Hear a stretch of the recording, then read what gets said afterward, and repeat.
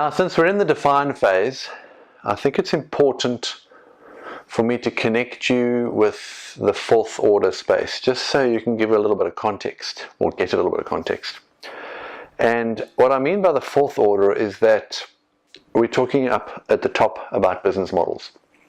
So there's things like the business model canvas, business model engineering, re-engineering, business model innovation, all of those things that also can be driven by a design process. So we call it design-driven or design-led business model innovation. Okay. So let me just connect that with you so you can actually see, well, okay, well, this is what we also might do within the define phase. Now, you're all probably aware of the business model canvas created by Alex Osterwalder, which has proven to be a very useful tool around how to define business models. But it's really a strategic tool that helps you prototype your business models. In other words, play with your ideas. So it does come in handy, and I will be referring to this as we progress. So really, it's kind of this business model canvas is really what's got everyone started on canvases. Now you get canvases for everything from how to make soup and onwards. All right, but what you've got over here is a customer segment. All right. Over here, you have what's referred to the customer relationship. So that's really, is it face-to-face or personal? Is it more distant? That type of stuff. Online, you don't really care who the customer is. You're just focused on volume, that type of stuff. Channel. We then have the infamous value proposition. You then have what are referred to as key activities and key resources. And down the bottom here, you have costs and revenue. See, there it is, a little prototyping tool. Everyone keeps telling me I need to fix my handwriting. Now, structurally, let's show you how a few of these pieces fit together. Okay. Now, you may have heard me speak about the business motivation model. So that's in a previous module. Now, it's important to remember that depending upon what you want to do, you might actually create a new and innovative business model first, and then you might write your goals and your objectives and that stuff, right, and capture it in the business motivation model. Or if you're slightly smaller scale, which is what a lot of people probably would be, they wouldn't have the opportunity to redesign entire business models. But often it's driven by goals and objectives that we have, all right, and then we design the business model off the back of those. So things like the business motivation model, all of those things drive how we define this business model. Okay, and I'll spend a lot more time later on linking the motivation model and all that kind of stuff together. It gets a little complex, but for now, what we want to focus on is the value proposition canvas. And although I am a Trekkie, this is not the Star Trek Enterprise. It's one of those corny Trekkie jokes, you know. So what we have here is what we refer to as the customer profile. And over here is what's referred to as the value map. Now, this concept of a value map, anyone who's out there tends to use it for something else, but we'll stick to it with Osterwalder's definition of the value map. Okay, and where it works is it actually slots in there. That's where this canvas actually sits. So you have the value proposition canvas, and you have the business model canvas, which sits down the bottom here. And things like your empathy map. Remember, we extracted the empathy map from our insights. This one deals with your pains and your gains. Believe it or not, there is also a jobs to be done canvas, which would have fitted in there. So here you have your jobs to be done. Here you have your pains. Here you have your gains. Okay. Now, once you have an understanding of the pains and gains of your customer, specifically related to the jobs to be done. So if I'm trying to apply for a home loan, or if I'm trying to migrate from one city to the next, when I talk about the pains and gains, it's the pains and gains when I try and do that.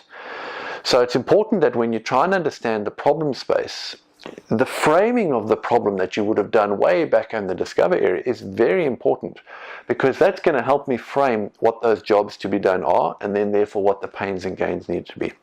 And often I see what people put in here is they put in the pains that people have with interacting with our company. And that's the wrong perspective. When you look at the jobs to be done and pains and gains, you're trying to understand the things that a customer does that give them pain. And can you create products and services that might be able to address that pain? This is nothing to do with a heat map with some hotspots and pains that run across the issues that people have with your organization. Different problem entirely. This is to do with the pains and the gains that your customer is having in living their day-to-day lives, in trying to complete the jobs that they're doing. Okay, it's very important that you remember that. Okay, so that's the point of understanding empathy map. By the way, we know done jobs to be done. This also comes from our journey map, as it can tell us the different activities that they're actually using. Okay, and then up top here we have what are referred to as gain creators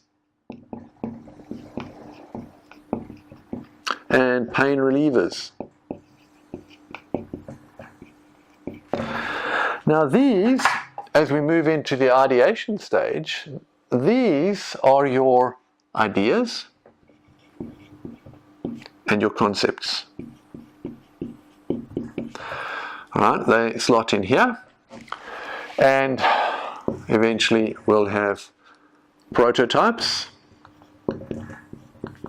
that will become a product or a service. And this product or service has a value proposition to the market, which we would have got from the gain creators and pain relievers section. So you can see it's important that these things plug together. All right, now, one final call out that I want to make here is that when I took you through the motivation model, we spoke about value to the business and value build to the customer. We spoke about creating value build for the customer and capturing value for the business. All of those things create what is referred to as a value driver model. Okay. Now, not to be confused with this value map, as believe it or not, that's also called a value map. So you can see how there's some confusion around terms. Okay. So value drivers come in here. And the value drivers help me write my goals and objectives, which is down. And remember, we said there's value for the business and there's valuable for the customer. All right. So we understand what is valuable for the customer through this whole top piece here, and we document it down here in the value proposition canvas. And then we also understand, well, what is value for the business, and you can see it gets represented in cost efficiencies and revenue that we make. So that's what you're trying to do, remember. You're trying to bring all of these pieces together. Create value for your customer. Capture value for your business. How are you going to do that? Well, here is the operating model, the business of your engine, of your organization that's actually going to help you do that. So I'm going to link all these in later to show you how you take your ideas and then you can actually bolt them on to your operating model and or design value streams, etc., etc. So two tools which are often used separately, but you can kind of see where they bolt on and they work pretty well together. Remembering that this canvas we will use when we do business model innovation. Right? We will use this later on if we've come up with an idea and a concept and a prototype and a service and we want to make money from it. Sometimes we can build a startup that can focus just on that product and service, and then we can use the business model canvas. Okay, so it's important to understand when and where to use this canvas, whether it's driven by the motivation model or it's going to be defining it. Okay, all right, so that's the business model canvas, very lightly, all right, and the value proposition canvas equally as light touch, but hopefully you get an idea of how these things fit together. All right, I'll see you in the next module.